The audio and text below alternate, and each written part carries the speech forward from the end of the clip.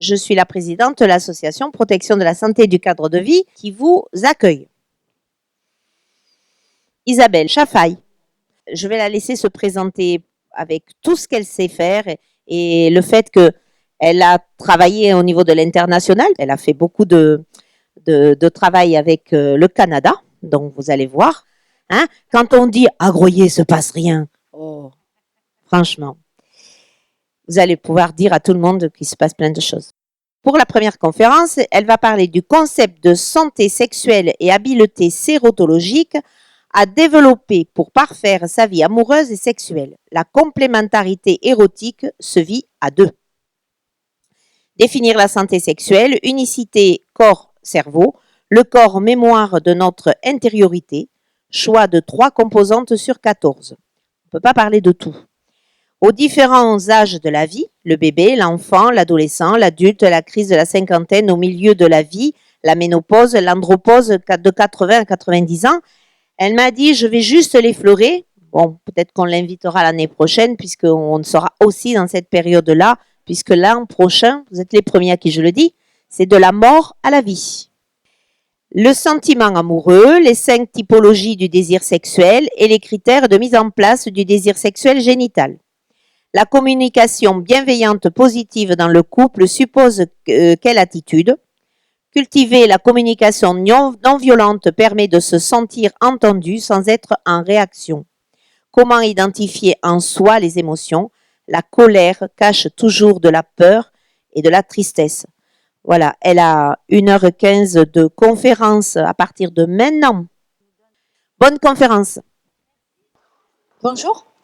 Bon matin à tous et à toutes.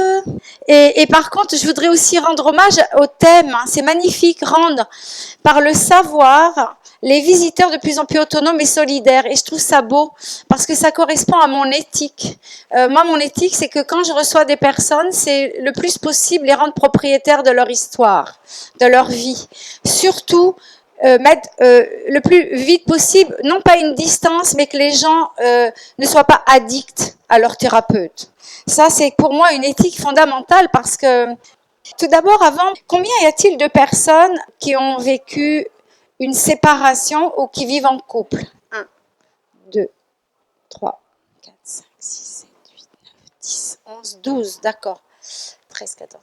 Est-ce qu'il y a d'autres personnes qui ont vécu dernièrement un deuil, une séparation? C'est pour aussi, je vais dire des choses, mais malgré tout, je sais que ça peut toucher les gens qui vivent, qui traversent alors le deuil, et on verra l'année prochaine si c'est juste.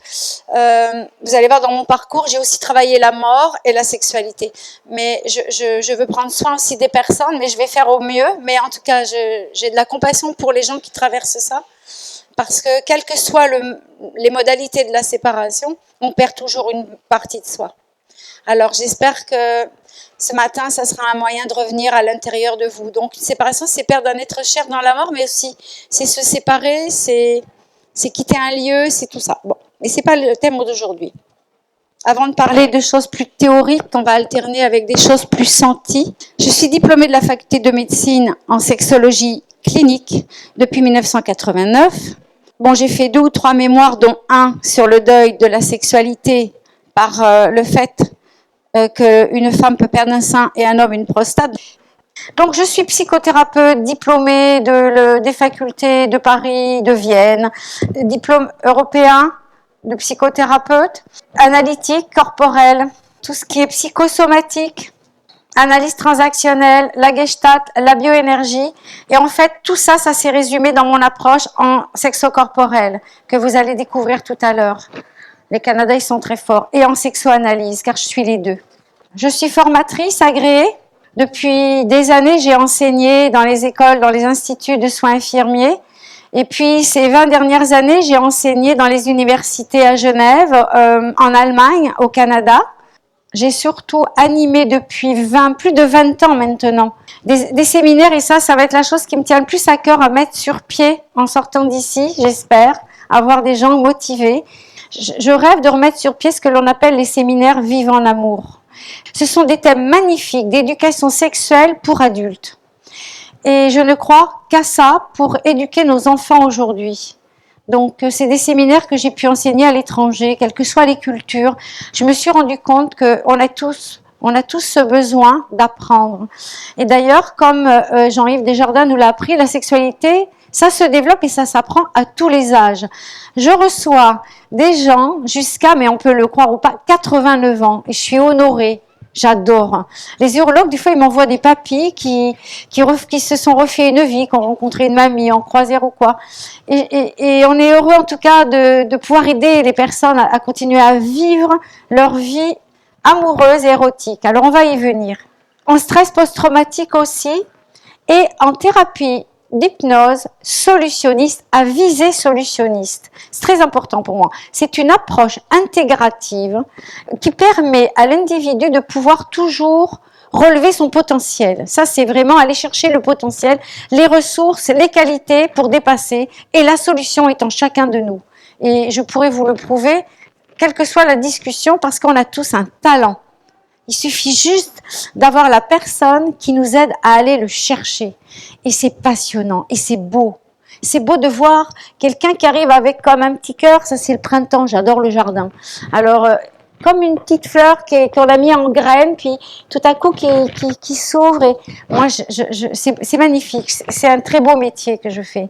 Et j'aime voir les gens s'épanouir et j'espère longtemps le faire.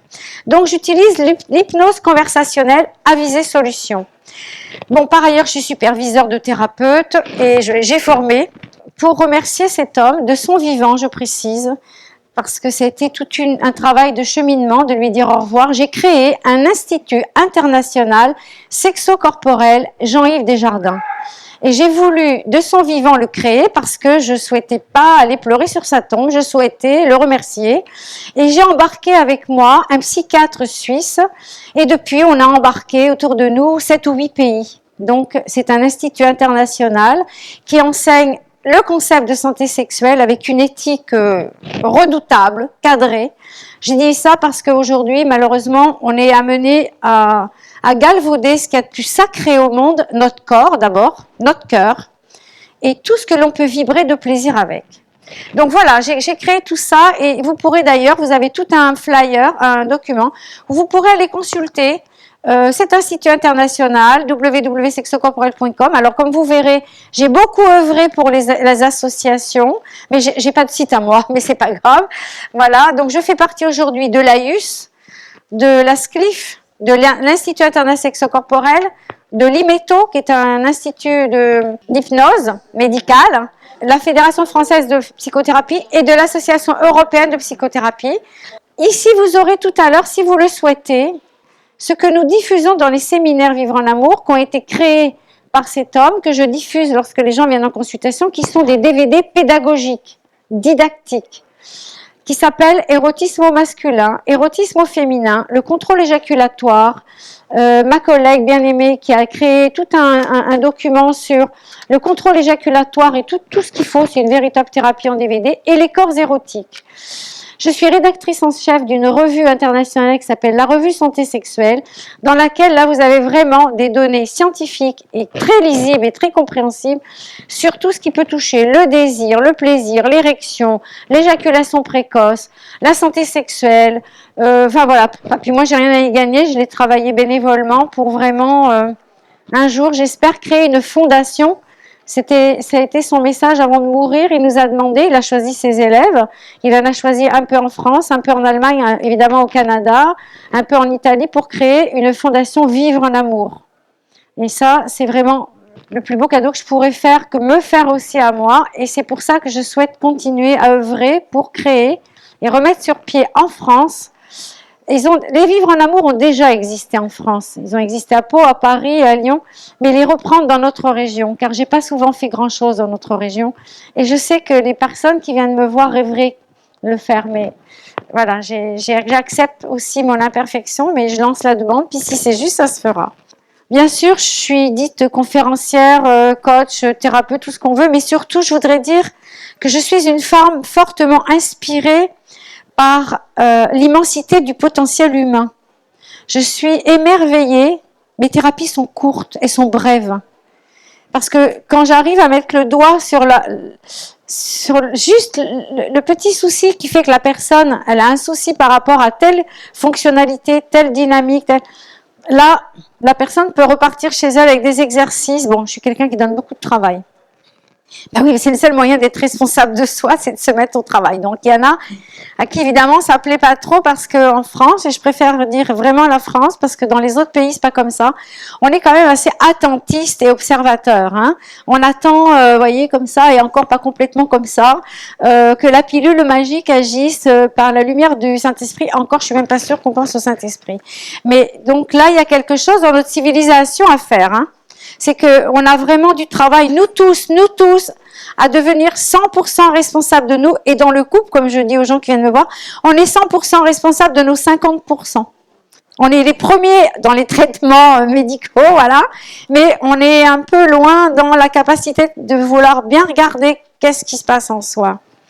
Et donc, moi, si vous voulez, j'espère mon art, c'est de réveiller la petite flamme en chacun pour que chacun réalise son rêve et surtout aille chercher, oui, je vais oser le dire, ça. Quel est le sens de notre vie, de notre mission sur cette terre? Qu'est-ce qui est juste pour moi de chaque jour, de mettre en place pour que chaque jour j'ai la joie d'œuvrer? Quel que soit ce que nous faisions. Hein. Moi, je suis fière de recevoir... moi, je suis une bricoleuse. Hein. J'ai refait mon cabinet toute seule. Donc, le bâtisseur, j'ai le respect des gens qui nous permettent d'avoir la rue propre jusqu'à ceux qui élèvent notre âme. Et ça, c'est très important. Hein. Parce que je suis émerveillée. Par exemple, je me levais à 7 heures du matin uniquement pour les agriculteurs. Parce que j'adore les agriculteurs. Parce que c'est quand même eux. Mais j'adore tout le monde. Hein. Mais eux particulièrement parce que c'est quand même eux qui sèment en terre. Et pour eux, vous voyez, et avoir du respect pour chacun de ceux que nous croisons. Porter un regard bienveillant sur chacun. Donc ça, c'est un petit peu hors cadre mais vous allez voir que ça rejoint toute la dynamique de la santé tout court. Et de la santé sexuelle. Car il y a une phrase qui me vient, mais il y en a plein qui vont me venir, c'est que si je porte un regard d'amour sur l'autre, un regard de bienveillance, l'autre n'est que mon miroir. Hein. On va le voir dans l'autre conférence tout à l'heure. Hein. Mais déjà, je plante le décor, car c'est important que nous soyons là. Sylvie me disait l'autre jour, tu sais, il y a des gens qui n'osent pas venir, parce qu'ils vont dire, oh là là, s'ils vont écouter la conférence, qu'est-ce qu'ils vont dire les autres? Tu t'intéresses à ça? Waouh! Ben là, il y a du chemin là parce que justement dans le concept de santé sexuelle que nous allons aborder, si on regarde la notion de sexualité, la sexualité, nous sommes sexués des pieds, de la tête, mais des pieds, oui, à la tête. Donc, je pense qu'il y a aussi un problème de sémantique dans notre civilisation, c'est que, puis évidemment, de par les médias, hein, on ne va pas en faire le tribunal là, mais effectivement, c'est assez galvaudé le mot sexualité. Pour moi, c'est un mot sacré, parce que ça vient parler de tous les sens de notre corps. Le système visuel, auditif, kinesthésique, olfactif, gustatif. Nous sommes tous construits de ça. Alors maintenant, je vais quand même... Est-ce que vous avez tous eu le document que j'ai imprimé sur le concept de santé sexuelle ? Mais je vais quand même vous le lire parce que vous allez vous rendre compte que depuis les années d'abord 78 et ensuite les années 89, vous l'avez ? Ah bon. Donc je vais vous faire l'impasse, sauf si certains veulent que je le lise. Parce qu'il y a tout dedans. Il y a tout ce dont je vais parler. Je veux dire par là qu'on a depuis des années réfléchi, l'OMS a réfléchi, et le Congrès mondial le World Association of Sexology, c'est-à-dire le Congrès mondial de sexologie au monde, a enfin reconnu, parce qu'il ne faut pas croire, hein, il y a des médecins dans la salle. Dans nos associations, on parle beaucoup de sexualité d'un point de vue médical. Et ça, c'est regardé comme nous faisons beaucoup en France. Vous allez voir un gastro-entérologue et vous lui dites « j'ai mal à l'estomac », il va regarder que l'estomac. Et encore, je ne suis pas sûre qu'il ne regarde pas la face droite de l'estomac et qu'il va envoyer, non, sans exagérer. On est dans la dichotomie, on est dans la schizophrénie, d'accord? Et ça, il faut en sortir de ça. Alors, il faut aller voir les médecins pour tout ce dont on a besoin. J'ai longtemps travaillé avec les urologues de la clinique Toulouse-Lautrec, pour ne pas les citer, parce que depuis les années 94, je pense, le Viagra est arrivé là, à peu près, 90. Et j'ai accepté à l'époque d'aller porter la bonne parole concernant le Viagra, avec la condition que nous parlons de la santé sexuelle. Pas, je prends la pilule et j'attends que ça se passe. Parce que quand le Viagra est arrivé, et maintenant je vous raconte pas ce que ça donne, c'est à pleurer de voir les jeunes qui vont acheter leur pilule bleue sur l'internet, ils ont 24 ans, 25 ans, mon Dieu c'est affreux. Quand je suis allée faire les séminaires pour parler du Viagra à l'époque, la raison que je voulais absolument, les modalités que je voulais faire passer, c'était oui, on a une fonctionnalité, et on va y venir, c'est génitale, mais le médicament va servir à remettre en place une fonction génitale, à ramener du sang dans un sexe, mais c'est pas que ça, un être humain, ni un homme, ni une femme. Eh bien, j'ai eu beaucoup de mal à faire entendre ça, et encore aujourd'hui. Et quand je dis que la WAS que vous lirez, je pense que c'est celui-là que je vous ai imprimé, c'est-à-dire que le monde de la sexologie médicale aujourd'hui, enfin, regarde un peu le concept sous l'angle de la santé sexuelle, c'est une avancée. Il faut savoir que les pays nordiques, le Danemark, la Norvège, le Canada, tous ces pays-là sont quand même assez basés sur la santé en général. C'est-à-dire qu'ils ne regardent pas la lorgnette du petit problème. Et tout ça, je pense que j'ai pas besoin d'en faire toute une théorie, parce que vous avez certainement compris que, admettons, je vais prendre l'exemple des hommes, parce que d'abord c'est beaucoup plus facile à comprendre, puis je reçois beaucoup plus d'hommes que de femmes. Et puis je vais rajouter une petite chose, c'est qu'en tant que femme, je trouve que, alors c'est pas un discours sociologique, ni anthropologique, ni surtout pas politique, mais nos hommes, on les traite pas bien aujourd'hui. Alors, je pense qu'il y a beaucoup à voir, on a beaucoup à remettre en question le désir que l'on a dans notre féminin, de vouloir absolument retrouver tout ce qui s'appelle égalité, tout ça. Moi, je veux pas rentrer dans ces discours-là. Par contre, je pense que on va le voir au cours de l'avancée de la conférence. Je pense que nous avons à réviser notre façon de considérer l'homme. Et parce que les hommes commencent à avoir, en tout cas c'est ce que je reçois, puis il n'y a pas que moi, hein, mes collègues aussi, de plus en plus d'hommes qui se ferment, qui s'enferment et qui évidemment baissent la tête et tout le reste qui va avec. Et puis ça, pour moi, je suis désolée, c'est pas un problème organique, hein. C'est un problème d'assertivité, de se porter dans la fierté d'être qui je suis. Et nous avons une autre part de responsabilité à ça, vraiment. Donc, je parlais de ça parce que voilà, une des facettes, et nous allons arriver maintenant à parler, donc je vous confie de concevoir la santé sexuelle, de le lire, parce que maintenant je vais passer aux deux tableaux qui consistent à parler, avant je voudrais juste dire, je le répéterai peut-être plusieurs fois, les séminaires Vivre en amour que nous organisons sont des séminaires d'éducation sexuelle pour l'adulte, dans lesquels nous avons ciblé, et ça c'est très important, un week-end pour les hommes qui s'appelle érotisme au masculin, un week-end pour les femmes qui s'appelle érotisme au féminin, un week-end pour le couple qui s'appelle désir sexuel, sentiment amoureux, un séminaire sur la communication, qu'on appellerait aujourd'hui communication bienveillante, non violente, et un autre qui est pour le couple, sur les habiletés erotologiques. Et voilà pourquoi, parce que je pourrais jamais tout dire ce que j'ai à dire, mais voilà pourquoi je tiens beaucoup à remettre en place ces séminaires, parce que d'abord, on s'est rendu compte que ça épargne beaucoup la thérapie, parce que quand on comprend des choses sur soi, et quand on comprend comment fonctionne l'autre, alors on peut mieux respecter l'autre avec qui on vit. Et ça, pour moi, c'est précieux, de savoir où est-ce que j'en suis dans mes besoins, en tant qu'être humain, femme ou homme, où est-ce que j'en suis dans mes désirs, et est-ce que c'est possible que j'exprime mon désir, mais sans l'imposer à l'autre. Et ça, c'est tout un art. D'accord ? Je vais juste encore faire une petite parenthèse. La notion de besoin, qui connaît Abraham Maslow ici ? Peut-être je vais le prendre tout à l'heure. Mais la notion de besoin, c'est comment moi-même je deviens responsable de répondre à mon besoin. Donc c'est intérieur à moi, hein, c'est interne à moi. Mais la notion de désir, c'est comment je vais aller chercher à l'extérieur quelque chose qui va répondre à mon désir et donc à mon besoin. Donc ça veut dire, je demande à l'autre de pouvoir répondre à quelque chose qui m'appartient. Mais attention de la manière dont je vais le demander. Parce que très souvent, c'est pas avec un art de communiquer bienveillant. Donc on reverra ça tout à l'heure. Est-ce que ça va jusqu'à maintenant? Alors, oui. Alors, vous aurez le tableau là-bas. Un des modèles de la santé sexuelle est représenté sur ce tableau. Donc, je vais faire l'impasse sur toutes les composantes, je vais vous les donner. Et on va me faire un focus sur une composante. On a la dimension, selon le tableau, affective. C'est toute l'expression de nos émotions et de nos sentiments. Je ne vais pas m'étaler. L'amour, la tendresse, tout ce qui est de l'ordre de la honte, de la gêne, de la colère.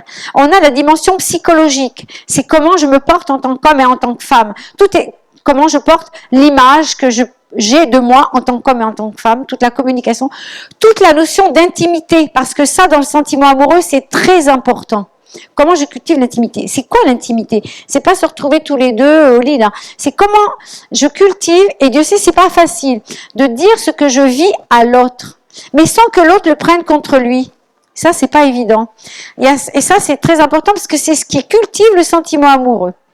La dimension, tout ce qui est la dimension socio-culturelle, tous nos différents rôles, homme, femme, amant, épouse, amante, papa, maman, voilà. Ça, c'est toutes les représentations parce que souvent, en avançant dans le couple, ça fait peut-être très longtemps qu'on est en couple, mais le couple se transforme. La relation conjugale est toujours là, mais au final, on se rencontre, en tout cas moi, les couples que je reçois, je fais bien la différence. Alors là, si je comprends bien, vous me parlez en tant que parent d'eux. Et d'ailleurs, parfois, entre parenthèses, et c'est pas du tout une critique pour mesdames, puisque je suis une femme, soyons toutes vigilantes à ne pas rendre le mari comme le quatrième enfant de la famille. Parce que ça, c'est très important. On n'est plus dans notre rôle de femme. On est dans un rôle de maternage. Toute la dimension spirituelle et religieuse fondamentale dans la sexologie. J'aurais toute une journée à vous raconter là-dessus. C'est passionnant, mais c'est pas aujourd'hui. Toute la dimension biologique, évidemment, tous les caractères sexuels secondaires, tout ce qui a trait à la contraception, tout ce qui a trait à la reproduction, tout ce qui a trait aux maladies sexuellement transmissibles, et toute la partie cognitive, toutes nos valeurs, nos idéologies, tout ce qu'on traîne de nos ancêtres, hein, toutes les idéologies, les valeurs, les croyances. Alors ça, il y a matière. D'ailleurs, c'est un peu en lien avec tout ce qui est religion, bien différent de spirituel, on est d'accord? Et j'ai eu cette chance, si vous lisez la biographie, vous seriez scotché de qui m'a formé dans ma vie. C'est extraordinaire. C'est extraordinaire. Je peux pas, parce que sinon je vais partir ailleurs. Alors, je peux pas, je suis trop bavarde. Donc, les composantes section dynamique, on les laisse. Par contre, vous avez aussi un autre arbre sur le modèle de santé sexuelle. C'est très important parce qu'on l'a perfectionné, cette santé sexuelle. Là, je ne vais vous parler, pour ceux qui ont le petit papier, vous viendrez en chercher tout à l'heure, je ne vais vous parler que du sentiment amoureux et du désir sexuel. Si on peut, on va parler de la communication. Parce que c'est quand même ce qui scinde le couple. Mais avant, je vais vous inviter à revenir dans vos pieds. On va revenir dans notre ventre. On va respirer un peu. Pour que vous puissiez vraiment, au moins, on va retenir que le concept de santé sexuelle, il se situe là. Ou alors, on va faire l'inverse. Vous allez vous mettre à écouter le cœur de votre voisin. Si vous acceptez, vous n'êtes pas obligé de le faire. Parce que ça, c'est le résumé du concept de santé sexuelle et de la sexualité qui, je le rappelle, nous sommes sexués des pieds à la tête. C'est la génitalité. Et c'est tout ce qui concerne... Sylvie m'avait demandé de parler des gonades. Les gonades, c'est tout ce qui concerne les organes sexuels nobles, parce qu'ils nous permettent, certes, de se reproduire, mais aussi de prendre du plaisir. Et donc, c'est tout ce qui concerne notre base, parce que ça, dans une autre approche, c'est toute notre chakra racine, c'est toute notre identité, et c'est comment je porte mon archétype d'homme ou de femme, mon identité de genre. C'est pas rien. Et l'autre chose, évidemment, qui fait que nous sommes des êtres d'amour, c'est comment j'entends mon cœur qui bat. Ok, on va quand même mettre nos pieds au sol. Si vous le sentez juste, ce que je vous inviterai, c'est de mettre votre tête sur le cœur de votre voisin et vers sa vis, parce que ça va être... L'important, c'est de sentir. Je suis ce que je sens. C'est pour ça que je ne veux pas trop m'embarquer, même si j'ai beaucoup de choses à dire, sur la théorie, parce que le principal, quand on rentre chez soi, c'est qu'est-ce que je sens. Et la deuxième étape, vous le ferez si vous le souhaitez, je vais vous mettre dans votre périnée, homme et femme, parce que la génitalité, c'est ici que ça se passe. Et on va le faire avec notre respiration, en conscience. Donc je vous invite à fermer les yeux si vous sentez que c'est juste, sinon vous prenez un point de repère au loin. L'idée, c'est de sentir bien ses fesses bien assises, ses pieds le plus ancrés possible, mettre votre main sur le bas-ventre pour sentir votre respiration abdominale. Et on va le faire ensemble. Donc je vais inspirer, et en même temps je vais inspirer tout ce que la terre-mère nous donne. Voilà. Et quand je vais souffler, je souffle sur tout ce que je souhaite voir partir. Remettre à la terre.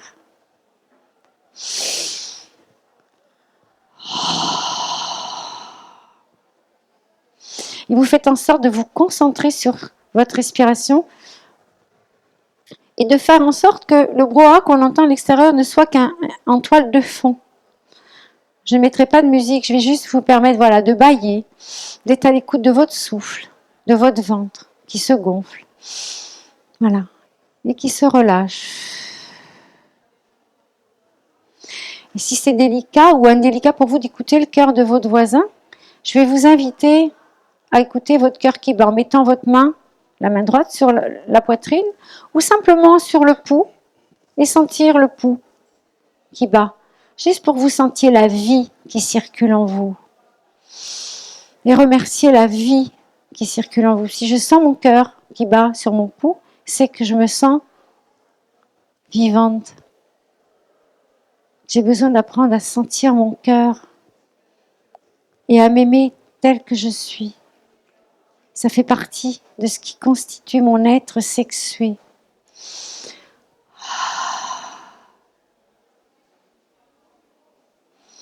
Prenez le temps de sentir le calme qui s'installe en vous, juste pour remercier. Oui, remercions, soyons dans la gratitude de sentir notre cœur qui bat.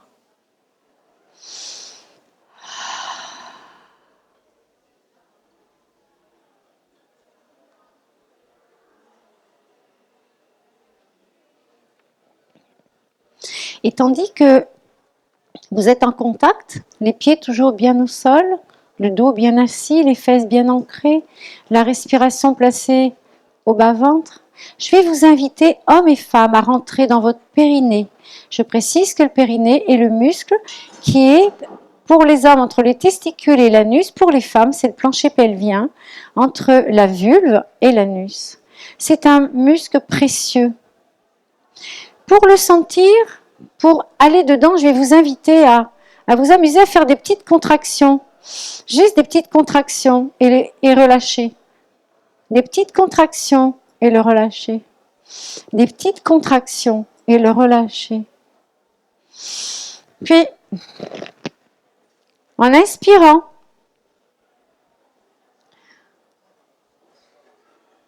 sentir que mon muscle du périnée, quand j'inspire, il est relâché. Quand j'expire, il se contracte. Quand j'inspire, il est relâché. Quand j'expire, il se contracte. Quand j'inspire, il est relâché. Quand j'expire, il se contracte. Et ça, c'est très important. Alors, prenez le temps d'habiter cette zone de votre corps, puis votre cœur. Et prenez le temps de sentir que nous sommes tous reliés entre notre base, notre périnée, notre chakra racine, notre sexe et notre cœur. Nous sommes tous reliés par la respiration. Et c'est comment je vais faire en sorte que la respiration soit libre pour justement faire circuler à la fois les sensations dans mon sexe, qui sont des sensations précises, qui font dire que je ressens en conscience une excitation génitale. Et ça, c'est un des critères du désir sexuel. Continuez à rester en contact avec votre intériorité. Et laissez-vous juste bercer par les mots, et s'ils ne vous parlent pas, vous laissez passer. Effectivement, il y a 5 critères dans le désir sexuel. Il y a le critère de percevoir des sensations clitoridiennes pour la femme, donc externes, des sensations internes au niveau vaginal et du bas-ventre, et pour les hommes, des sensations au niveau du périnée et des bourses, puisque les bourses sont le miroir des grandes lèvres chez la femme. Donc, lorsqu'on touche nos grandes lèvres et qu'on touche les bourses de l'homme, la sensibilité est la même. Tout cet aspect anatomique de notre corps est important à amplifier en termes de sensations.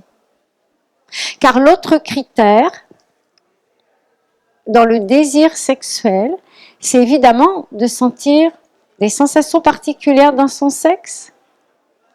D'ailleurs, je vais vous inviter à les noter si vous êtes connectés. Puis, de pouvoir laisser monter une image, quelle que soit l'image. Une chose est importante, c'est l'imaginaire érotique associé à une sensation. Puis, de voir comment, tiens, c'est vrai que ces sensations, je peux les ressentir quand l'autre est à distance ou quand l'autre me parle.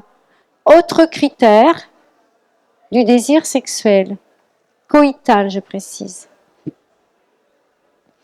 Et l'autre critère qui est très important, ça fait partie de mon évaluation quand j'évalue les problèmes de désir sexuel et de sentiment amoureux, c'est le critère qu'est-ce qui m'attire chez l'autre? Qu'est-ce qui, quand je l'ai vu, a fait que ou mon cœur tapait fort, ou peut-être je ressentais des choses dans mon sexe, ou peut-être les deux.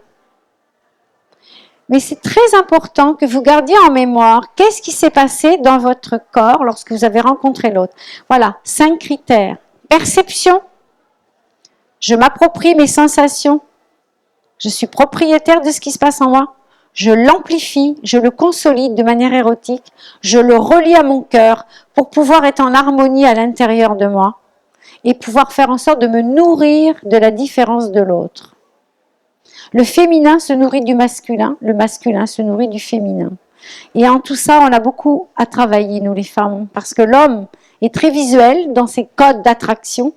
Il se nourrit beaucoup de choses qu'il perçoit, de formes qu'il perçoit chez la femme. Il s'en nourrit au point que son réflexe naît, ce qui peut être pour certaines femmes très honorant, mais pour d'autres très gênant, alors que c'est un réflexe qui honore la femme. C'est comme si l'homme disait avec son sexe, tu sais, je t'aime, enfin, c'est pas complètement ça, mais évidemment la femme aurait plus besoin d'entendre avec des mots parce que la femme, le féminin a besoin d'être entrepris par le haut et elle aurait plus besoin d'entendre parler dans le haut de son corps pour pouvoir accéder au bas de son corps.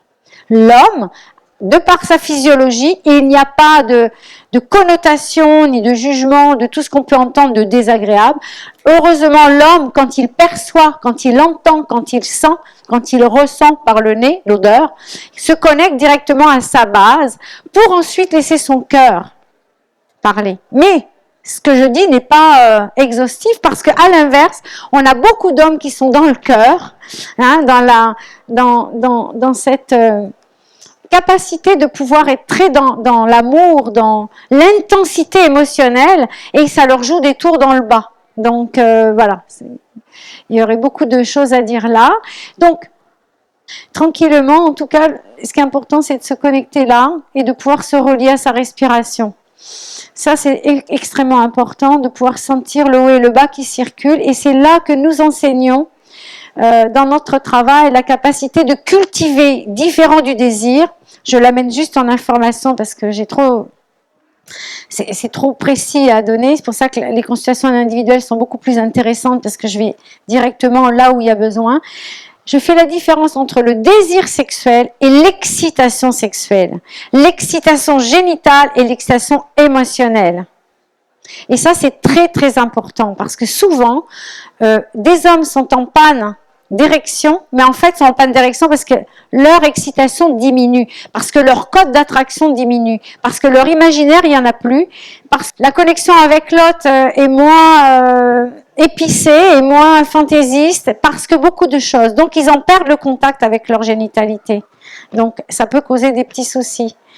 Et là, Et idem pour les femmes qui avançant dans l'âge, on va retrouver deux types de femmes qui, pour certaines, ont le feu dans le ventre parce que la ménopause, ça leur fait flamber les hormones et qu'elles ont encore plus de désir et d'excitation qu'avant, et qui d'autres, au contraire, s'éteignent et sont coupées en deux. Donc elles sont plus dans le cœur, dans l'amour, dans la tendresse, et ça leur convient, ça leur suffit. Voilà, et ça, c'est que ça pose évidemment, en avançant dans l'âge, des soucis dans le couple. Et puis d'autres qui, au contraire, ont le goût d'apprendre. Moi, j'admire les femmes qui sont venues jusqu'à 70 ans. 70 ans, on est jeunes, hein. 89 aussi, d'ailleurs, on pète le feu, hein. On voit même pas l'âge des gens, ils jouent au golf et tout, et ils ont raison de se mettre, de venir se mettre en santé.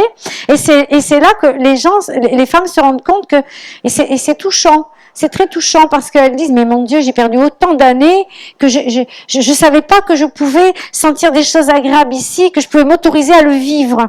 Ça fait de la peine, quoi. Parce que ça nous appartient, mais on nous a pas appris. C'est triste, ça. Donc voilà, ça fait partie des choses sacrées importantes qui sont à cultiver pour soi. C'est son jardin intérieur. Vous savez qu'aujourd'hui, c'est important de revenir dans notre intériorité, hein. Vous avez dû l'entendre là ces 2 jours. L'intériorité, c'est cultiver son féminin sacré, son masculin sacré. Là aussi, j'aurais beaucoup de choses à dire, mais je peux pas tout dire. Mais donc voilà, la notion de désir est à différencier de l'excitation sexuelle. Alors, malheureusement, elle va me dire Sylvie que ça va jusqu'à maintenant? Pour tout le monde, ça va? Parce que je suis obligée d'abréger. Vous avez des questions? Oh, je rêverais que vous ayez des questions. Moi, j'adore répondre aux questions, parce que les questions, c'est l'instant présent. Il n'y a rien de plus précieux que d'évoluer avec qui on est maintenant. Partir de là où on est maintenant. Bon. Mais allez-y, grattez vos questions, parce que sinon, c'est pas riche. Bon, le sentiment amoureux. Alors, comment je tombe amoureux? Ça, c'est important. C'est important de repérer comment dans notre vie on est tombé amoureux. On a plusieurs types de façons. Il y a le coup de foudre. Alors le coup de foudre, c'est extraordinaire. Ça vous empêche de manger, ça vous empêche de boire, ça vous fait rêver, c'est extraordinaire. Mais attention, ça peut ne pas durer. Et puis il y a l'élan amoureux. Tiens, l'élan amoureux, c'est quand j'ai rencontré quelqu'un, c'est spécial. On peut être, surtout pour les femmes, je précise, mais j'ai pas trop le temps de faire la différence, mais quand même. Les femmes sont très intéressées par l'intériorité de l'homme, l'humour, pour certains sa culture, pour certains ça va. Les femmes sont beaucoup moins attirées par l'esthétique. Elles sont attirées par ce qu'elles portent en elles, la réceptivité, l'intériorité. Et ça peut donner le cœur qui bat. Pas forcément le sexe en feu. Exprès, hein, je vous le mime parce que si au moins vous ressortez avec cette belle différence, vous avez gagné votre journée. Une journée, on n'a rien appris, n'est pas une journée, on est d'accord. Le sentiment amoureux, il y a l'élan amoureux, puis il y a l'élan amoureux qui peut se transformer en état amoureux. On n'est toujours peut-être pas ensemble dans la vie, hein.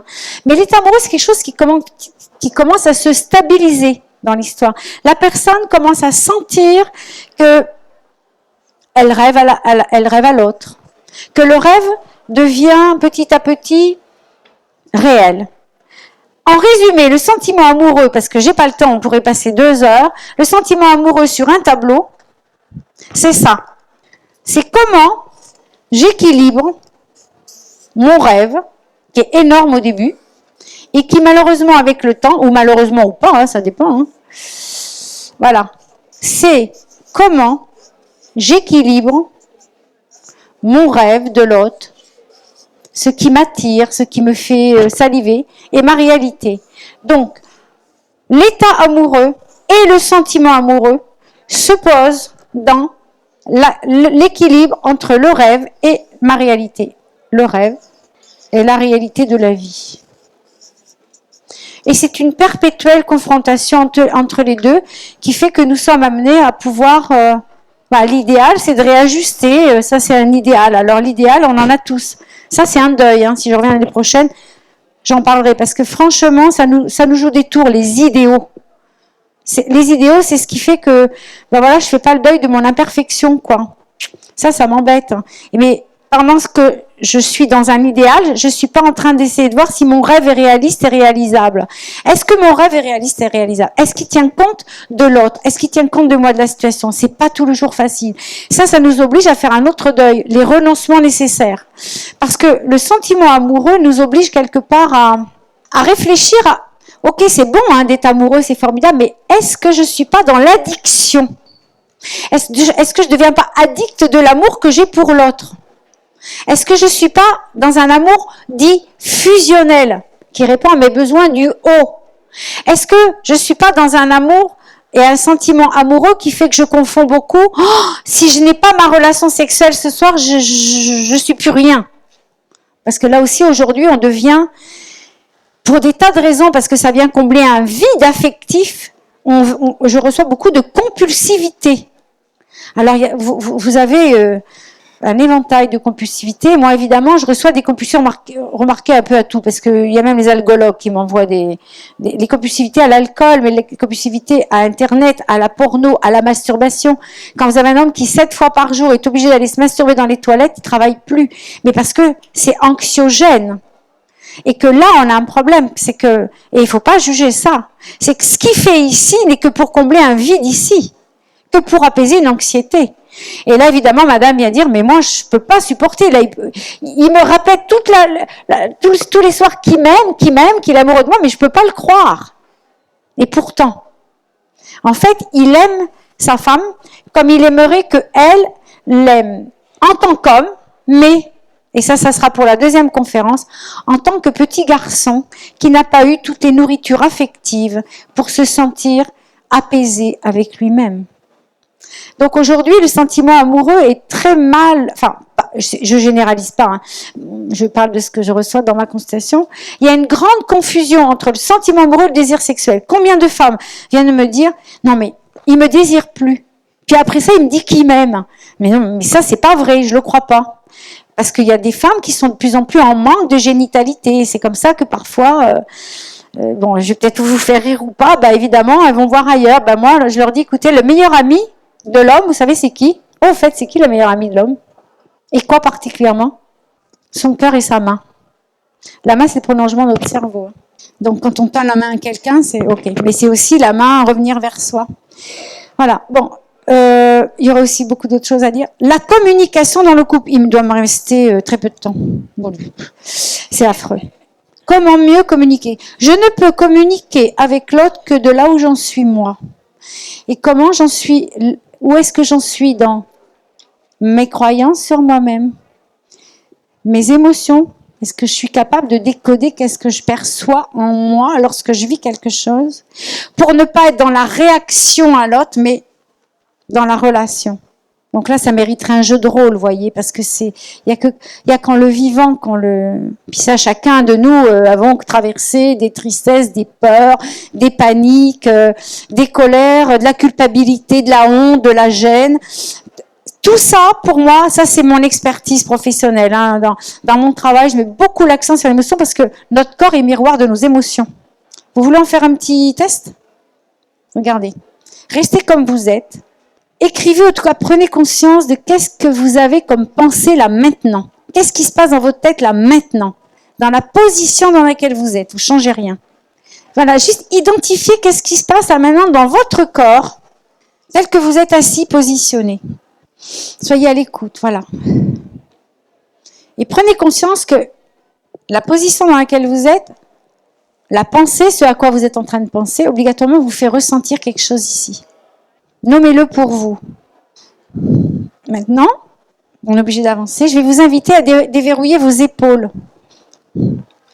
Voilà, vous allez déverrouiller vos épaules, déverrouiller la tête, bouger. Le mieux, c'est de se mettre debout et de s'étirer. Et de bouger son bassin. Et si on peut, voilà, on s'étire. C'est ça. Ah, on bouge son bassin. Ah, le bas de son dos. Entre parenthèses, quand j'enseigne ça, ce sont des habiletés érotiques que j'enseigne pour s'approprier son excitation sexuelle. Hein. C'est pas de la gymnastique, mais là, bon, très bien. Identifiez qu'est-ce que ça vient modifier en vous comme perception, le fait de vous être levé, d'avoir bâillé pour ceux qui ont bien voulu bâiller, qui peuvent, et les étirements. Qu'est-ce que ça vient modifier en vous comme perception? Nommez-le pour vous. Chacun l'a repéré? Oui. Maintenant, je vais vous inviter à rester debout, grand, dans votre assertivité, dans votre puissance intérieure. Et je vais vous demander de vous sentir tout petit, tout petit, tout petit, très fragile. Faites l'exercice de... Voilà, vous vous plantez bien dans votre puissance, dans votre corps, puis dedans, vous sentez tout petit, tout petit, tout petit, tout fragile. Est-ce que c'est possible? Maintenant, Rasseyez-vous et ratatinez-vous. Baissez la tête, comme quand on n'est pas bien. Voilà. Faites comme ça. Très bien. Allez, tout. Ramassez tout. Et au fond de vous, sentez-vous grand. Grand et puissant. Et fier de vous. Revenez. Qui est-ce qui veut partager ce que vous avez perçu à l'intérieur de vous? Voyez, ça c'est très important parce que c'est ce que l'on appelle notre distorsion perceptive. C'est que pour communiquer avec l'autre, il faut habiter, il faut être en contact avec ce qui je suis à l'intérieur. Et très souvent, je vais essayer de vous donner... Voilà, je reçois des rugbyman. Évidemment, on est dans une région de rugbyman. Les rugbyman, je les adore parce que c'est des grandes armoires à glace, des grands nounours. Mais si vous saviez ce qu'ils sont tendres et doux à l'intérieur, des bébés, c'est mignon tout plein. Et donc, dans ce qu'ils, pas tous, hein, pas tous, hein, mais je les aime tous ceux qui viennent me voir. Donc, s'ils me reconnaissent, tant mieux, parce que je les aime vraiment beaucoup. Ils sont attachants, ils sont. Et ce que je veux dire, c'est que ils montrent une façon de communiquer, parce que communiquer, c'est avec la verbe, mais je communique aussi avec mon corps. D'accord? Donc, il manque une certaine prestance et puissance, mais au final, émotionnellement dedans, ils sont très sensibles, on va dire. Pour moi, le mot vulnérable n'est pas un mot négatif. C'est parce que moi, j'accepte d'être vulnérable que j'en ai fait une force. Et c'est parce que j'ai traversé, je traverserai et peut-être encore des épreuves que j'accepte, que ça me vulnérabilise, que ça me donne une force dedans. Parce que j'accepte de la traverser. Et c'est pas facile. Hein. Donc ça, c'est aussi mon art professionnel. C'est qu'effectivement, quand on vient chez moi, il y a une chose qui est posée comme un cadre. Je communique avec qui je suis. Et dans le sens que je ne peux pas demander aux autres de faire des choses que moi-même je ne me ferai pas. Donc d'abord, je me les impose. Non, je les vis. C'est que, quelles que soient nos épreuves, quel que soit ce que nous vivons, je m'aime et je m'accepte. Parce que c'est parce que j'accepte d'être qui je suis, c'est parce que j'accepte de ressentir, c'est parce que j'accepte de penser, c'est parce que j'accepte de traverser ça que petit à petit, je vais mettre de l'énergie, donc mon désir, dans ce que je veux, pas dans ce que je ne veux pas. Est-ce que ça va pour tout le monde, ça ? Je reviens à communiquer parce que ça, pour moi, c'est ma façon de me... je repense à mes rugbyman qui, évidemment, quand ils vont sur le terrain, sont comme ça en général. Donc, ils se montrent forts, mais dedans, ils sont pas complètement en adéquation. Ils sont pas complètement en harmonie à l'intérieur. Et ça leur cause des petits soucis. Bon, pas que je dis ça parce que je veux pas qu'on retienne la catégorie de rugbyman. C'est pas bon ce que j'ai dit. Effacez, gomme cosmique. Je n'aime pas faire des prototypes et des profils parce que c'est pas respectueux. Ce que je veux dire, c'est que voilà, nous sommes tous hommes et femmes avec nos brins de fragilité et que parfois, soyez conscients que les gens qui se montrent très comme ça ne sont pas forcément des gens solides dedans parce qu'ils sont pas en contact avec qui ils sont. Ils sont dans leur ego, comme on va dire, mais ils sont pas forcément dans ce qu'ils vivent et qui sont à l'intérieur d'eux-mêmes. Est-ce que ça va, ça ? Donc, pour communiquer, c'est important de pouvoir le plus possible être conscient de la tonalité de la voix que l'on utilise. On sait bien que dans la communication, il y a la communication verbale et non verbale. Et que c'est pas pareil de dire à quelqu'un sur un ton sec une forme de vérité et de le dire de façon plus enveloppée, plus bienveillante. Tout ça, c'est un art qui se développe et qui s'apprend et on a toute sa vie pour le faire. Hein. Moi, mon rêve, à la Jacques Salomé, c'est vraiment de développer ça à l'école. J'ai eu la chance de travailler pendant des années avec Jacques Salomé et d'aller sur la scène et de me mouiller parce qu'il nous faisait jouer des tas de trucs, on savait même pas ce qui nous arrivait. Et c'est comme ça que j'ai appris comment mieux communiquer, mais comment être mon meilleur compagnon, être à l'écoute en conscience de ce que je porte pour pouvoir, oui c'est ça, parler au nom de je. Et ça c'est pas facile tous les jours, hein. Très souvent, on va être facilement à dire à l'autre, mais tu.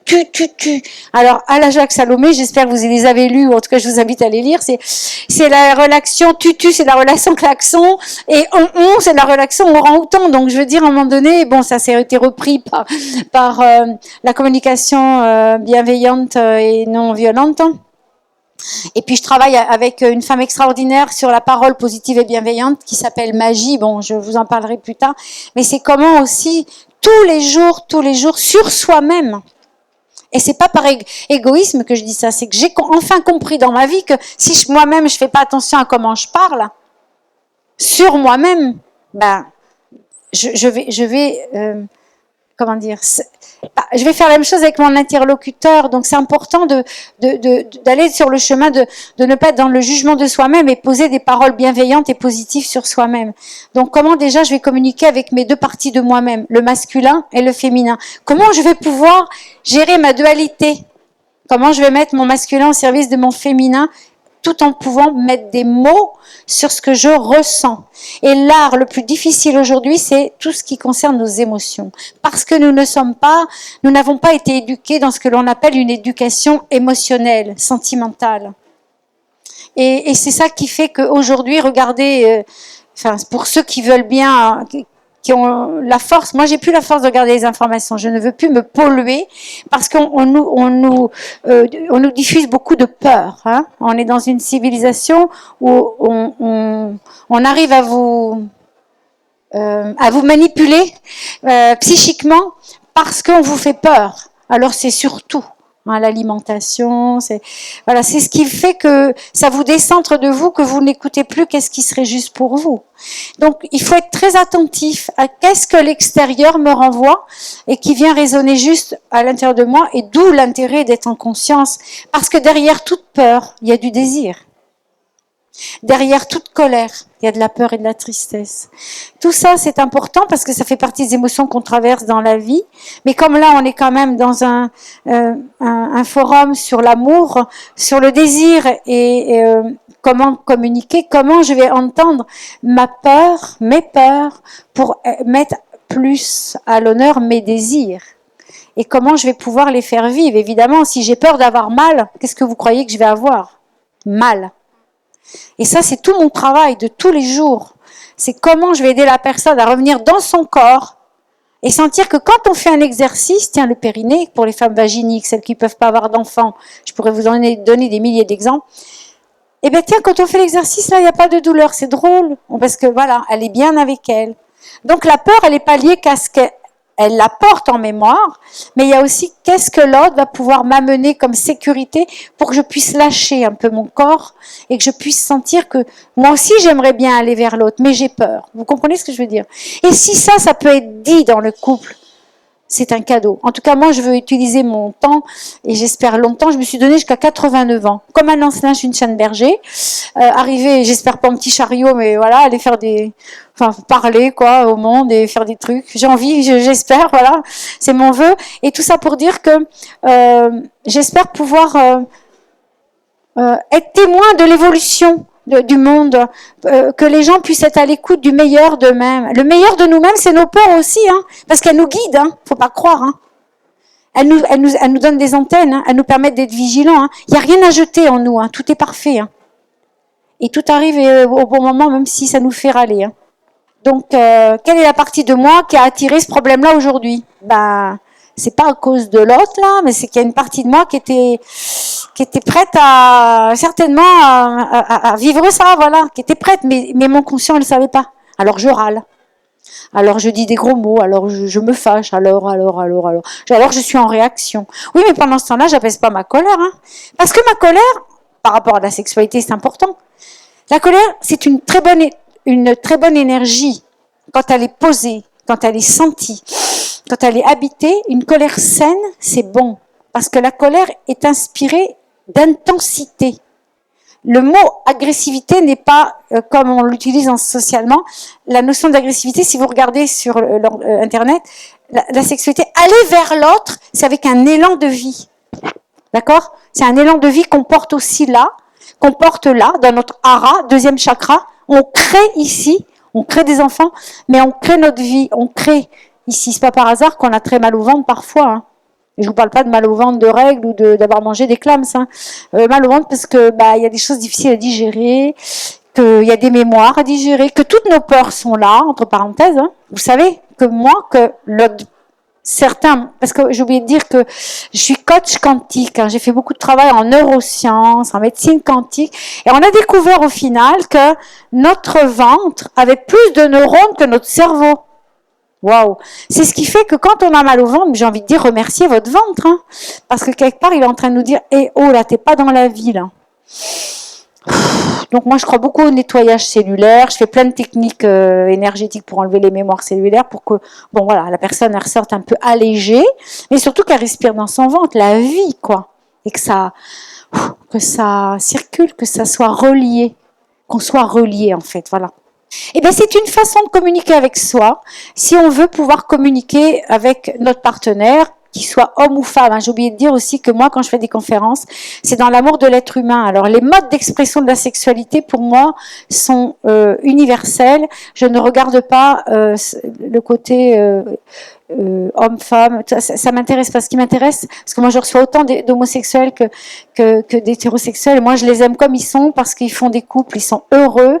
Et si on regarde vraiment l'amour et la vie comme un cœur, quelle que soit la manière dont les gens vivent dans leur intimité, ça me regarde pas. Ce qui m'intéresse, c'est de les rendre heureux et contribuer à leur fonctionnalité, à vibrer et à donner le meilleur, parce que quand on vit bien avec ça, on offre et on diffuse le meilleur, on rayonne qui on est, quoi. Donc, moi, le reste, je suis pas juge, je suis juste un être humain qui essaye d'apporter, consolider, pouvoir, ce que je souhaite avoir transmis là, parce que je sais que j'ai élagué, que j'ai passé un peu en revue des choses un peu rapidement, mais j'en ai conscience et je m'en excuse déjà, mais l'idée c'est comment si je communique de mieux en mieux avec mon corps, si je communique de mieux en mieux avec mes croyances et que je sais mettre de côté celles qui datent de l'histoire et celles que je veux voir vivre, si je communique de mieux en mieux avec mes valeurs, avec mon cœur, avec mes émotions et avec tout ce que j'ai envie d'agir, alors je vais pouvoir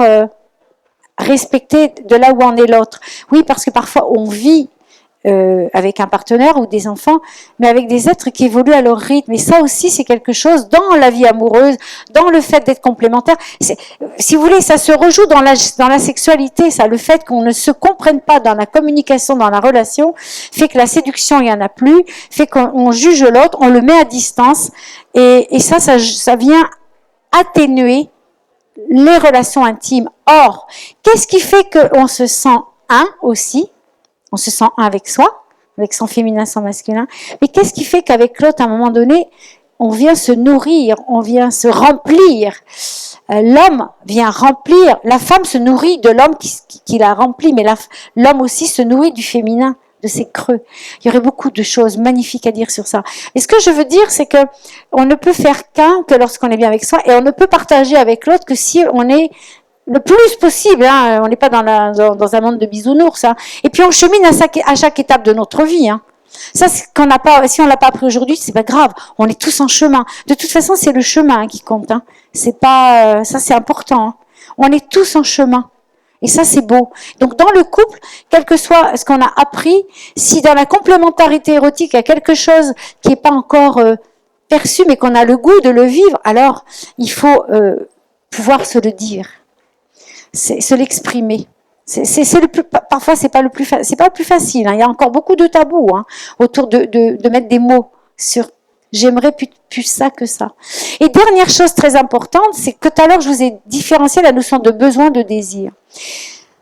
Dans le séminaire Vivre un amour qui s'appelle complémentarité érotique, on s'est rendu compte que beaucoup de femmes sont dans l'attente que l'homme leur donne du plaisir. Et beaucoup d'hommes pensent que c'est grâce à eux que madame va jouir. Non pas grâce à eux parce que c'est meilleur. Non, c'est parce que culturellement, on pense que c'est comme ça. Que nenni, c'est absolument pas ça. Ça, il faut enlever ça de la tête des hommes, hein, parce que qu'est-ce qu'ils se font du mal avec ça. Et puis surtout, moi j'ai à mettre en œuvre et je réussis pas toujours, hein, parce qu'il y a des femmes qui ne veulent pas, qui n'y croient pas, qu'elles sont responsables de se mettre en chemin et qu'elles viennent accuser leur homme. Alors ça marche pas chez moi. On peut aller voir n'importe qui, mais ça c'est pas possible, parce que là encore, on doit absolument. Si par exemple, la femme sait que pour stimuler son excitation, elle a besoin qu'on mette la main. On va dire ça c'est la vulve, ça c'est le clitoris. Plutôt comme ça, en effleurement. Mais si elle ne le demande pas, l'autre il peut pas le deviner là. Et figurez-vous que c'est souvent comme ça dans la vie sexuelle. Si on n'ose pas nommer son besoin, d'abord parce que des fois on ne connaît pas son besoin. C'est pour ça que je dis que c'est important de se connaître. On le nomme pas, donc dans la communication, il y a rien qui est dit. Et ça crée des conflits. Et alors quand je les reçois, je me suis dit, mais t'avais qu'à me le dire. Bah oui, mais comment je sais pas trop. Enfin bon. Et cette position, je te l'ai déjà dit, elle me convient pas. Alors moi, j'essaye de faire en sorte que les choses se disent, mais que ce soit apaisé. Moi, je vais très très loin dans les détails. Mais il faut que ce soit respectueux, apaisé. Parce que quand ils reviennent dans leur vie, c'est comme si, hop, le fait d'avoir pu en parler à quelqu'un, tout à coup, ça leur donnait la permission d'en parler à deux. Voyez? Pour beaucoup de personnes, parce que il y a encore un côté honteux, gêné. Et monsieur, c'est pareil. Si monsieur n'a pas appris à nommer parce qu'il y a eu de la timidité, ses besoins d'être touché plus comme ça ou comme ça, s'il ne le dit pas, madame peut pas le savoir. Et on peut passer sa vie une partie de sa vie en tout cas. C'est pour ça que je remercie les mots MAUX, parce que je me dis en psychosomatique, heureusement que des fois le corps met des mots. Parce que c'est l'occasion où, à un moment donné, en tout cas s'ils viennent chez des gens comme moi, de pouvoir faire la lecture, de mettre en mots MOTS, et de communiquer sur ce que le corps nous dit. Et donc de redevenir conscient et acteur de son changement. Donc voilà, communiquer, c'est aussi pouvoir amener l'autre à répondre à son besoin. Séduire, d'ailleurs, c'est pas du tout comme on pense, parce que ça fait partie aussi et du sentiment amoureux, et du désir sexuel, et de la communication. Sédare, en latin, ça veut dire comment je vais ramener l'autre à répondre à mon besoin. Mais c'est pas en lui imposant. C'est comment je vais tenir compte de ce qui est juste pour moi, et de faire en sorte que ça lui plaise aussi. Et ça, c'est pas quand je rencontre, quand j'ai le coup de foudre. Et ça, c'est toute la difficulté qu'on a tous et toutes, et nos grands-parents, c'est qu'on n'a pas appris à cultiver la séduction dans le couple. On pense que c'est acquis l'amour. Ça, c'est faux. C'est pour ça que je m'inspire beaucoup du jardin dans mon travail. Moi, j'adore le jardin. La nature est extraordinaire, nos arbres sont extraordinaires. Et tout, c'est de deux choses une, vous savez, dans le jardin. C'est où vous arrachez la petite herbe pour dire, j'enlève le surface, je vais gratouiller, ou j'enlève un peu, la racine, ou je prends la bêche, ou je prends le motoculteur. Moi, vous me croyez pas, moi, je prends le motoculteur, parce que faut aller au fond des racines. Et bien, dans notre vie de couple, c'est la même chose. Il y a des moments, il faut savoir aller un petit peu plus profond. Parce que parfois, dire les choses dans le plus profond de son cœur, c'est ce qui, certes, ça peut mettre un peu de distance, mais c'est ce qui met à plat beaucoup de choses, les non-dits. Parce qu'il y a des croyants. Oh, mais je pensais pas, mais je croyais que tu... Oh là là, mais c'est vrai que tu penses pas ça. C'est difficile. Moi, ça me fait mal au ventre des fois, parce que je me dis, il suffisait juste que quelqu'un permette de parler sur un aspect. Donc, en termes de désir, en termes de sentiments, en termes de séduction, je voulais dire que la séduction, c'est aussi un point à cultiver toute sa vie. C'est comme le jardin, c'est comme les roses, ça s'arrose. Et en d'autres termes, d'ailleurs, apprenons à arroser ce que l'on veut. Ça aussi, c'est français. On arrose beaucoup ce que l'on ne veut pas. Tout ce qu'on veut pas, on sait tout ce qu'on ne veut pas, ou à peu près. Arrosons comme notre jardin. Moi, je fais dans le travail de deuil, si je reviens l'année prochaine, je vous dirai, je me sers beaucoup du jardin pour arroser tout l'amour que l'on a pour un être, pour arroser nos tristesses, pour arroser. Arrosons ce que l'on veut dans la vie, pour soi, pour l'autre. Mettez de l'énergie dans votre cerveau droit. Ah oui, à propos, j'ai pas eu le temps de vous parler des neurosciences, mais là, j'ai un peu parlé au niveau du mental, cerveau gauche. Tout ce qu'on a dans le cerveau, tout ce que je sais, tout ce que j'ai envie d'apprendre, toutes mes valeurs, mes idéologies. Mon cerveau gauche est directement connecté à mon cœur. Parce que quand je pense à un truc négatif, à votre avis, est-ce que j'ai de la joie? Pas beaucoup, là. Donc, je vais avoir un peu de culpabilité, un peu de colère, un peu de tristesse, un peu de peur. Là, ça tourne en boucle. Et je vous garantis, le magnétoscope, il est nickel. Là, il y a pas de, ça patine pas et ça circule tout seul. C'est un truc incroyable. Le problème, c'est qu'on a 3 cerveaux. Le deuxième cerveau, c'est le cerveau droit. Le cerveau droit, c'est le cerveau de la joie. C'est le cerveau du désir. C'est le cerveau de l'anticipation positive. C'est le cerveau de l'imaginaire. C'est le cerveau des rêves que je crée par la visualisation positive.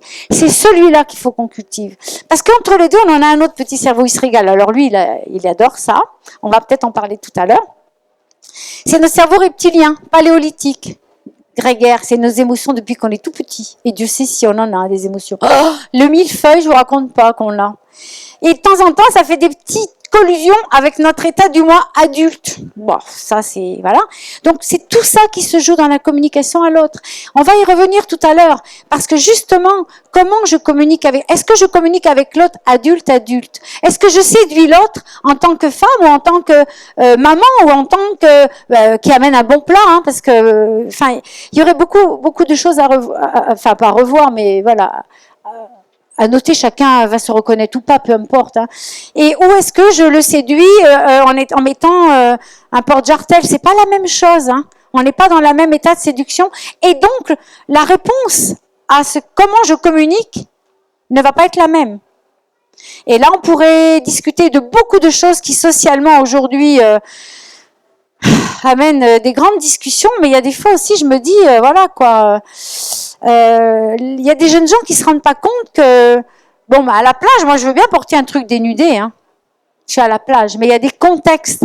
Je dis ça parce qu'aujourd'hui, on va accuser des gens, mais il faut voir un petit peu comment, inconsciemment, hein, attention, j'ai pas dit que c'est volontaire, mais on peut être amené à séduire et à attiser l'autre par des espaces, des creux, car le féminin est en creux. L'homme, il rentre dedans. L'archétype de l'homme, c'est rentrer par le regard, c'est rentrer dedans. C'est ça. La femme, c'est ça. Donc, dans la séduction, attention, c'est que beaucoup de femmes mettent leur creux en forme. Ben, écoutez, Dieu merci, les hommes sont pas aveugles, quoi. Il faut faire attention à ça, à nos jeunes. Donc, voyez, moi, qui ai fait beaucoup d'éducation sexuelle dans les années, si ça intéresse quelqu'un, j'ai fait une recherche sur la sexualité des Tarnais dans les années 94. J'ai retrouvé ça la dernière fois. C'est vieux, hein. Chez les jeunes, hein. Et c'est passionnant. Hein. D'ailleurs, je rends hommage à cet homme avec qui je l'ai fait, qui s'appelait Jean Bernabé, qui est décédé depuis. Mais qui a des antennes sur Toulouse. Et c'est vrai que sur Toulouse, il se passe pas grand-chose, justement, peut-être par manque d'intervenants aussi. Ce que vous nous avez dit là déjà pendant toute cette conférence est très intéressant. C'est beaucoup à creuser.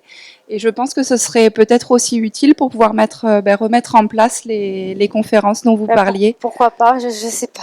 Donc, moi, je vous dis, dans la région, mis à part mon travail, je fais au mieux. Dans la sexologie, je me suis, par contre, dans la région, j'ai bâti depuis l'an 2000 avec des médecins libéraux la maison des ados. Parce que moi, je suis aussi quelqu'un qui aime œuvrer de façon sociale. Et vous verrez, si je viens l'année prochaine, je vous parlerai de Thanatos et de tout ce que j'ai créé en soins palliatifs, car j'ai aussi fait ça dans les années 86. Jusqu'à 94, j'ai créé beaucoup d'associations en soins palliatifs. Donc, le deuil, la mort, sexo, Thanatos, c'est au Québec que j'ai appris ça. À l'Université du Québec, à Montréal, j'ai à la fois fait Eros et Thanatos, puisque les anthropos et les sexos qui nous formaient, et c'est tellement juste. C'est tellement juste d'écouter aussi notre trouille à tous de mourir seul. Mais alors écrivez-moi votre nom, parce que moi je suis intéressée évidemment. Mais je fais très attention aux trucs galvaudés, exemple les cafés de l'amour, tout ça. Moi à Paris je suis allée. Aujourd'hui je suis vigilante parce que voilà il y a des milieux où. Mais écrivez avec joie. Ouais. Mais par contre je suis avec joie de pouvoir. Toute ma gratitude, je me sens entendue par l'univers. Est-ce qu'il y a d'autres questions? Alors moi, je vous invite vraiment, je sais que c'est gênant. La consultation coûte moins cher ici. J'ai un peu plus de temps. Après ça, mes consultations sont pas mal chargées jusqu'à fin avril. Mais s'il y a des gens qui ont vraiment besoin de clarifier une chose, moi, sachez que je ne mets pas l'accent sur une pathologie. Je mets l'accent sur la logique de système. Qu'est-ce qui fait que là, exemple, un homme très amoureux est éjaculateur précoce, parce que ça, c'est vraiment une dysfonction qu'on retrouve le plus souvent. Je précise, c'est pas une maladie, hein, pas du tout. C'est un dysfonctionnement de la gestion de ce qui se passe en bas, comme excitation sexuelle.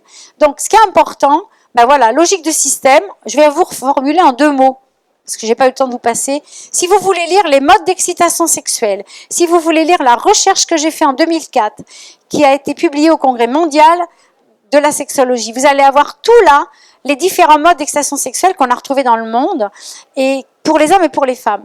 Et en 2 mots, exemple, un éjaculateur précoce, mais je vais dire à prédominance émotionnelle, parce qu'on a des éjaculateurs précoces à prédominance plutôt génitale. Comme diraient les Québécois, une petite vite, ça fait du bien. C'est-à-dire que ce sont des gens qui vont très vite à la décharge. Hein, ce sont des gens qui se soulagent. Alors, les Québécois, ils ont des images, je les adore, mais je les adore. Ils disent, quand on est dans un profil hygiénique, on n'est pas dans un profil émotionnel. Alors, il dit, bon, regardons les émotionnels. Donc, c'est parce que la personne est tellement dans un élan émotionnel qu'à un moment donné, elle est emportée, alors avec de la chaleur, le cœur qui bat. Et évidemment, c'est à un moment donné, logique de système. Si on a le cœur qui bat, la respiration accélérée, c'est comme si à un moment donné, ici, on est coupé, ici, je précise, plexus solaire, diaphragme, et la personne ne sent pas ce qui se passe ici. Et ça, et le travail fait son, comme ils disent, ça fait son job. C'est-à-dire, à l'instant-là, l'excitation, elle monte. Ah ouais, mais elle monte, mais la personne, elle gère plus rien. Donc, à un moment donné, la pression, c'est comme une cocotte minute. La pression qui est là, faut qu'elle sorte. Et ben voilà. Et le problème, c'est que la personne, elle est malheureuse, parce que je précise que les hommes qui vivent ça sont malheureux, très culpabilisés, et qu'ils aimeraient quand même pouvoir régler le problème, mais le souci des émotionnels, c'est qu'ils font pour leur partenaire, ils ne font pas pour eux, et ça, c'est ennuyeux. Moi, ce qui m'intéresse, c'est que les gens le fassent pour eux, pour qu'ils soient mieux pour eux-mêmes. Bon. Ce que je voulais dire, c'est qu'il n'y a pas de psychologie dans les problèmes de dysfonction érectile, éjaculation précoce. Il n'y a que des lois du corps. Et les lois du corps sont essentiellement des lois de tension au relâchement. Alors, je vous passe les détails. De mouvement canalisé, de lenteur, rapidité et de respiration dans l'axe. Mais c'est simple ce que je dis, hein. C'est pas de la gymnastique. C'est un travail de perception. C'est un travail de resensorialisation. C'est un travail de revenir à l'écoute de son intérieur et de bien vouloir être conscient qu'il y a des muscles dont on peut devenir maître et qu'on peut faire travailler comme on le sent. Voilà, un exemple de logique de système qui va nous permettre de... Voilà, moi je fais des diagnostics assez rapidement, mais ce qui m'intéresse c'est, hop, quelle est la solution? Tout à l'heure, dans l'autre conférence, on verra pourquoi. Parce qu'évidemment, on a des souffrances. Il y a le pourquoi. Là, on est dans le comment je vais faire avec ce souci qui m'arrive. Donc, faut pas avoir, moi je dirais, dédramatiser le fait de venir voir des gens comme vous. Parce qu'il y a des gens qui se volent leur vie. Enfin, après, chacun fait comme il veut. Voilà. Voilà. C'est plutôt au niveau du périnée. Oui. Tu nous as montré comment le tonifier. Et il y a d'autres moyens pour le tonifier Ah oui, que la respiration. Alors, oui, c'est une bonne question hein, parce que c'est quand même notre base. Et puis c'est vrai que ce soit homme ou femme, on a besoin de pouvoir gérer ce périnée. Exemple. Alors dans la question, c'est comment je peux faire autrement que par exemple, là on a vu, je rentre dans mon périnée. Quand j'inspire, au fait, quand j'inspire, il est comment mon périnée? Quand j'expire, il est comment? Voilà, j'inspire, j'expire. Donc, je prends conscience que je peux associer le haut et le bas. Tout le monde n'y arrive pas, c'est pas facile. C'est un apprentissage. Et les autres moyens, effectivement, d'apprendre à percevoir ce périnée, bien écoutez, ça va peut-être vous gêner. C'est que pour les femmes, et ça j'y tiens beaucoup parce que la main, c'est la meilleure amie de l'homme, mais c'est aussi la meilleure amie de la femme. C'est avec la main que l'information passe à notre cerveau. Le mieux, c'est de toucher avec son doigt.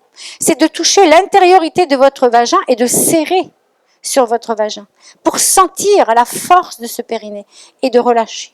Parfois, en avançant dans l'âge, le vagin se relâche. Donc, c'est important de pouvoir jouer sur son vagin. Alors après, il y a plein d'astuces. Moi, je crois beaucoup à la rééducation et j'en vois beaucoup vers les sages-femmes.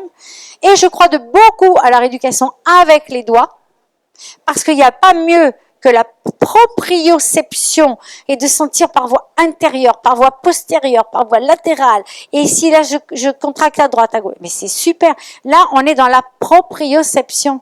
Et ça, c'est un encouragement que je donne à tout le monde. Hein. C'est aller faire des séances de rééducation. De toute façon, aujourd'hui, c'est de la prévention, vu on vieillit plus. Eh bien, pour éviter les incontinences urinaires. Et comment ils appellent ça, là, hein? Oui, non.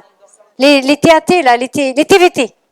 Ils vous mettent aujourd'hui un hamac, cherchez, pour éviter les fuites urinaires. Donc c'est très bien, hein, mais c'est quand même bien de pouvoir maîtriser son périnée. Autre moyen, donc la sonde KEAT. Je précise que la sonde KEAT, prescrite par votre gynécologue ou sage-femme, est remboursée par la sécurité sociale et elle coûte cher. J'ose même pas vous dire le prix, mais il faut s'en servir. L'autre moyen, c'est évidemment les doigts, je l'ai dit. Bon, après, c'est les objets un peu plus ludiques. Et puis l'œuf de Yoni. Qui connaît l'œuf de Yoni? Voilà.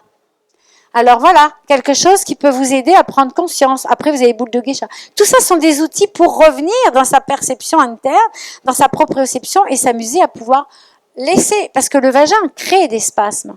Ça fait partie de tous les signaux réflexes de l'excitation sexuelle. Mais il faut se remettre, voilà, cerveau-corps, corps-cerveau. Ça aussi, ça fait partie de l'approche Jean-Yves Desjardins. C'est que le corps est miroir. On ne dissocie pas le corps du cerveau. Si je suis dans mon corps, obligatoirement, il y a une information qui est donnée à mon cerveau. Et par contre, je peux être très bien dans mon cerveau sans sentir, sans sentir mon corps. Donc, j'étais bien dans mon corps, ça va. C'était juste pour vérifier si à l'extérieur, j'étais vraiment conforme à l'intérieur. Ok. Donc, oui, est-ce que ça répond à la question? Pour les hommes, c'est pareil, hein. Le périnée est très important. Alors, une chose très importante quand vous allez vous amuser à jouer avec votre périnée, c'est que évidemment au départ, on contracte beaucoup l'anus. C'est évidemment un peu, c'est la même, ce sont les mêmes muscles. Hein. J'ai pas amené mon tableau, mais bon, on a beaucoup de muscles dans cette zone. Hein. C'est très puissant. Hein. Et moi, évidemment, le travail, c'est la dissociation entre le sphincter anal et le sphincter du périnée. Parce que c'est là qu'on trouve sa puissance. Or, l'homme, qui a un problème, entre autres, d'éjaculation précoce, tout son travail, au final, va être de différencier, je vous mime, hein, et c'est pas du tout pour me moquer, un homme qui contient est comme ça. Voilà, il rigidifie tout, il est tout contracté, tout serré, il respire plus, et il bouge en push-up comme ça. Et quelqu'un qui pousse en push-up, c'est quelqu'un qui a toute la pression ici serrée, qui a aucun mouvement, le sang est là, ça ne peut qu'exploser. Éjaculation hygiénique. Mais c'est parce qu'il n'y a pas l'habileté érotique qui accompagne l'excitation sexuelle. Donc, pourquoi je mime ça? Parce que première étape, alors on décontracte lentement, très lentement les fessiers. Alors moi, quand je le fais faire, moi je vois tout de suite si l'homme il fait ça et ça, pouf, c'est fini. Donc tout le travail, c'est dire, allez, on met les mains, parce que les mains ça permet de sentir, et ça fait une strate. Je relâche lentement. Je dissocie mes fessiers, mes adducteurs, le périnée, le bas-ventre et le bas du dos. Et ça, c'est un art. Mais on y arrive très bien. Hein. Moi, j'aurais dû... Il y a des hommes qui m'ont écrit des poèmes en allant dans cette zone très sensorielle au final. Mais il faut pouvoir différencier parce que c'est là que le sang circule, tout simplement. Et si je suis dans la capacité de dissocier mes cuisses, le périnée et les fessiers, je suis dans la capacité de bouger. Et le mouvement m'amène une canalisation de mon excitation et une diffusion. Ça, c'est pour le bas, pour les femmes et pour les hommes. Si en plus, je suis capable de pouvoir respirer et d'expirer, ça fait... Alors, je suis capable de canaliser mes émotions. Donc, j'apaise l'intensité émotionnelle, le cœur qui bat, est hyper amoureux. Et je le relie avec mon excitation génitale.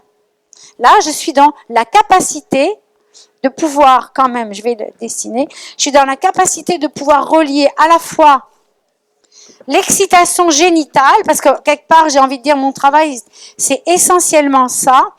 C'est pas ça, mais si je veux accéder à la notion d'orgasme, après avoir senti mon désir, après avoir cultivé le sentiment amoureux, après, je dois pouvoir devenir propriétaire de l'intensité de l'excitation sexuelle, génitale qui monte, capacité de savoir comment ça monte, comment je vais la prolonger par les habiletés érotiques que j'enseigne, comment je vais être capable avoir du plaisir, de la joie, à la fois d'être avec l'autre dans l'attente, mais de sentir que c'est joyeux, de pouvoir sentir mon excitation. Comment je vais relier les deux, vibrer, pour faire durer. Nous, les femmes, on a de la chance, on peut avoir plusieurs orgasmes. Mais on peut les sentir que dans le bas et ne rien sentir dans le haut. Hein. On peut être verrouillé dans le haut. Donc, il y a toute cette capacité d'accompagner l'énergie du bas qui circule en bas, la relier. Et c'est ça qui fait durer. Ça fait durer les deux excitations par le fait qu'on est dans un mode en vague. Vous le lirez dans la recherche que j'ai fait, car ce sont les modes d'excitation sexuelle qu'a inventé cet homme. Voilà. Et la recherche que j'ai fait, c'est autour de... Ça vient justifier que parce qu'on est dans une habileté de mode en vague, alors on est dans une capacité de pouvoir vivre un orgasme, qui est la décharge de l'éjaculation pour l'homme avec le plaisir, l'amour de la décharge. Or, c'est pas ça qu'on vit. Et moi, c'est ce que l'on vit le plus souvent. Et sachez que c'est pour ça que je demande de la bienveillance à l'égard des hommes.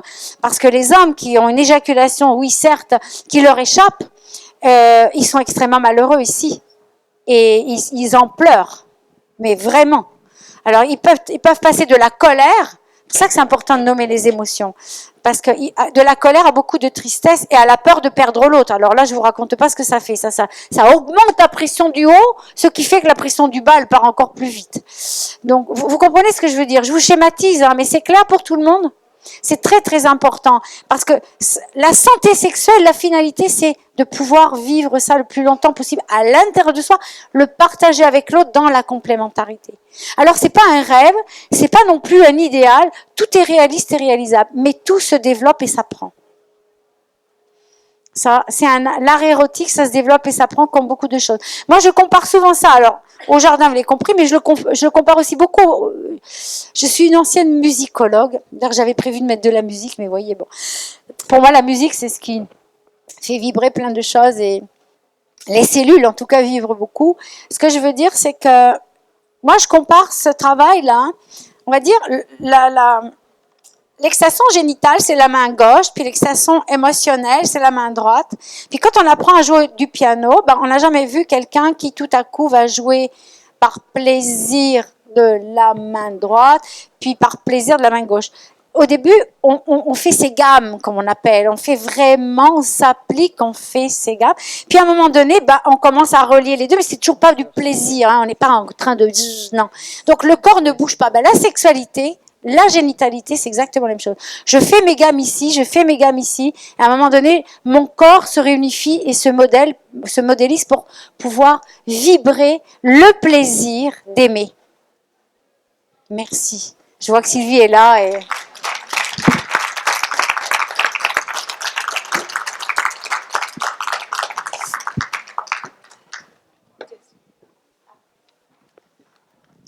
Est-ce que ça vous a plu? Bon, donc, Merci beaucoup. vous avez un petit temps pour respirer. Et puis, une chose aussi que je voulais vous préciser, les conférences sont enregistrées. Donc, si vous voulez les acheter, les commander, il vous faut aller au stand du livre pour pouvoir les... Ah, j'ai oublié de dire aussi. Oui, pour acheter la clé USB, ce que je vais faire, 25 € la clé. J'ai oublié de dire que j'ai repris le livre qui a été un disque qui a été fait de Ton sexe et l'autre pour les 10-12 ans. C'est magnifique. Aujourd'hui, on parle pas de la sexualité en positif pour les enfants. Je l'ai remis en CD. Mais de toute façon, j'en ai pas là. Ça a été fait par notre poète, Jean-Yves Desjardins, qui, je précise, est un monsieur, c'est le seul département au monde qui existe, c'est au Québec, c'est lui qui l'a créé. Et j'ai eu cette chance de pouvoir le rencontrer. Donc voilà, ça c'est un disque, de toute façon, je peux pas le vendre, c'est le seul que j'ai. C'est un souvenir de lui. Mais ce que je veux dire, c'est que dedans, il y a un guide des parents. Le guide des parents pour éduquer les enfants et parler de la sexualité avec bienveillance. Donc, écoutez, pareil, ceux qui veulent, il faudra qu'ils m'écrivent. Hein. J'ai oublié de dire aussi que j'ai fait 7 émissions de radio, j'ai oublié de dire, sur le thème de la sexualité, et qu'en France, il circule, mais pas dans le Tarn, et me demandez pas pourquoi, c'est pas moi qui m'en occupe, mais je ne sais pas pourquoi, il circule 48 émissions de feuilletons thérapeutiques qui expliquent toute mon approche, toute mon approche et tout ce que je suis amenée à mettre en place, comme à peu près le résumé, pas complètement, parce que j'ai parlé de l'accueil, comment on accueille l'autre, comment dans la communication il y a aussi le regard, il y a tout ça, j'en ai pas parlé, bon bref. Et puis il y a après des thèmes, c'est des petits feuilletons thérapeutiques sur comment gérer la compulsivité sexuelle, comment gérer le problème de désir sexuel, comment gérer une maman qui perd son enfant, parce que ça a beaucoup de sens pour moi d'avoir fait voilà, et comment gérer, je sais plus, enfin voilà, c'est 48 émissions. Alors j'en ai là qui circulent en France, il faut les attraper sur les radios locales. Moi, mon rêve, c'est que des gens parlent de ces émissions et trouvent des journalistes qui veulent, dans les radios locales, hein, veuillent bien les diffuser. Parce que ça circule dans les îles, ça circule au Canada, et sauf... magnifique pour les prochains. Alors voilà, ici vous avez des DVD. Alors pareil, moi je les vends pour l'Institut. C'est Amour et grossesse et érotisme. Vous avez érotisme au masculin, c'est toute l'histoire de l'homme et comment l'homme peut prendre soin de lui et de sa sexualité. Merci de votre attention, messieurs, dames, pour ceux qui partent. Merci. Je vous ai senti très... Non, il n'y a pas de souci. Je vous ai senti attentif, c'était très touchant, merci. Sur les corps érotiques, c'est comment se toucher, quelle est la distance qu'on peut prendre l'un avec l'autre, comment... quelles sont les positions corporelles. Voilà, ça c'est ce qu'on passe dans les séminaires Vivre en amour. Voilà, ben ça c'est pareil, on peut l'acheter sur le site de l'Institut Sexo-Corporel. Voilà, ça pareil, on peut l'acheter sur le site sur les sites Institut Sexo-Corporel Jean-Yves Desjardins. Ça c'est pour les personnes qui ont des troubles d'éjaculation précoce. On peut l'acheter avec l'auteur Nicole Odette. Après, voilà, je vous ai à peu près... Et les revues, alors moi je vous invite à aller lire les revues. Pour ceux qui sont intéressés, vous avez les thèmes sur les rubriques, Là, vous allez cliquer sur le lien. Ah oui, j'ai oublié de vous dire qu'il y avait une émission, mais je vous ai tout écrit. Hein. J'ai travaillé des nuits pour que ce soit, parce que je savais que j'allais avoir trop de choses à dire. J'ai beaucoup travaillé pour que ce soit résumé. Une revue sur plusieurs thèmes. Oui, vous pouvez les acheter par Internet à l'Institut Sexo-Corporel Jean-Yves Desjardins. Pareil, s'il y en a qui veulent la biographie et ça vaut le coup du professeur Desjardins, il faut l'acheter. Mais vous pouvez la feuilleter. Vous avez un article de moi dedans, à la fin. Rien ne passe par la conscience qui ne passe par les sens. Chacun d'un pays a fait un lien, voilà.